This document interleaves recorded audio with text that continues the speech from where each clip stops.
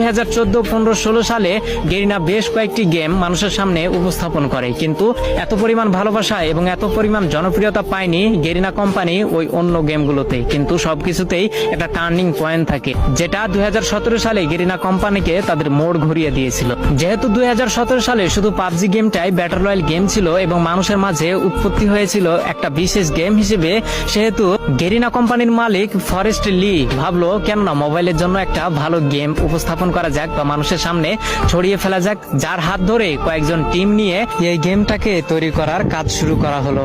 2017 সালে সর্বোচ্চ ব্যবহৃত গেম হচ্ছে পাবজি এবং সবার মাঝে জনপ্রিয়তা পায় পাবজি, কিন্তু কম্পিউটারের মাধ্যমে। ফোনের মাধ্যমে এই পাবজি গেম এতটা জনপ্রিয়তা পায়নি। সেই সুযোগটাকে কাজে লাগিয়েছে গেরিনার কোম্পানির মালিক ফরেস্ট লি।